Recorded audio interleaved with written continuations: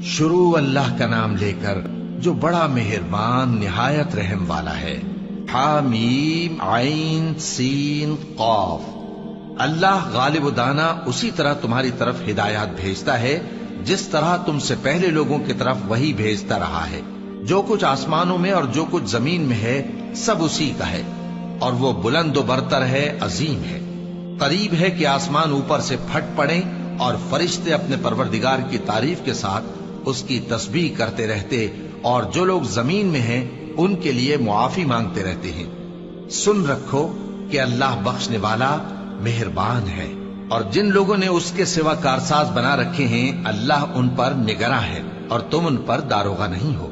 اور اسی طرح ہم نے تمہارے پاس قرآن عربی بھیجا ہے تاکہ تم اس مرکزی شہر یعنی مکے کے رہنے والوں کو اور جو لوگ اس کے ارد گرد رہتے ہیں ان کو خبردار کرو، اور انہیں قیامت کے دن کا بھی جس میں کچھ شک نہیں خوف دلاؤ۔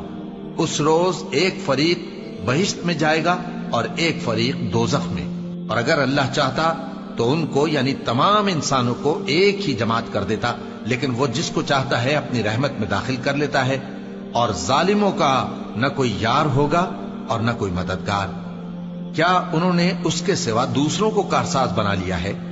سو کارساز تو اللہ ہی ہے، اور وہی مردوں کو زندہ کرے گا، اور وہ ہر چیز پر قدرت رکھتا ہے۔ اور تم لوگ جس بات میں اختلاف کرتے ہو اس کا فیصلہ اللہ کی طرف سے ہوگا۔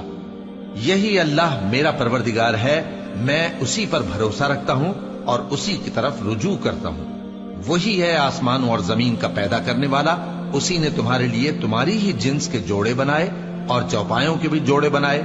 وہ اسی طرح تم کو پھیلاتا رہتا ہے، اس جیسی تو کوئی چیز نہیں، اور وہ سنتا ہے، دیکھتا ہے۔ آسمانوں اور زمین کی کنجیاں اسی کے پاس ہیں، وہ جس کے لیے چاہتا ہے رزق فراخ کر دیتا ہے اور جس کے لیے چاہتا ہے تنگ کر دیتا ہے۔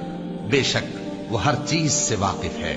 اس نے تمہارے لیے دین کا وہی رستہ مقرر کیا جس کے اختیار کرنے کا نوح کو حکم دیا تھا، اور جس کی اے نبی ہم نے تمہاری طرف وہی بھیجی ہے، اور جس کا ابراہیم اور موسیٰ اور عیسیٰ کو حکم دیا تھا۔ وہ یہ کہ دین کو قائم رکھنا اور اس میں پھوٹ نہ ڈالنا۔ جس چیز کی طرف تم مشرکوں کو بلاتے ہو وہ ان کو ناگوار گزرتی ہے۔ اللہ جس کو چاہتا ہے اپنی بارگاہ میں برگزیدہ کر لیتا ہے، اور جو اس کی طرف رجوع کرے اسے اپنی طرف کے رستے پر چلا دیتا ہے۔ اور وہ لوگ جو الگ الگ ہو گئے تو علم حق آ چکنے کے بعد آپس کی ضد سے ہوئے، اور اگر تمہارے پروردگار کی طرف سے ایک وقت مقرر تک کے لیے بات نہ ٹھہر چکی ہوتی تو ان میں فیصلہ کر دیا جاتا، اور جو لوگ ان کے بعد اللہ کی کتاب کے وارث ہوئے وہ اس کی طرف سے بڑے بھاری شک میں ہیں۔ تو اے نبی اسی دین کی طرف لوگوں کو بلاتے رہنا، اور جیسا تم کو حکم ہوا ہے اسی پر قائم رہنا، اور ان کی خواہشوں کی پیروی نہ کرنا، اور کہہ دو کہ جو کتاب اللہ نے نازل فرمائی ہے میں اس پر ایمان رکھتا ہوں، اور مجھے حکم ہوا ہے کہ تم میں انصاف کروں۔ اللہ ہی ہمارا اور تمہارا پروردگار ہے، ہم کو ہمارے اعمال کا بدلہ ملے گا اور تم کو تمہارے اعمال کا۔ ہم میں اور تم میں کچھ بحث و تکرار نہیں، اللہ ہم سب کو اکٹھا کرے گا اور اسی کی طرف لوٹ کر جانا ہے۔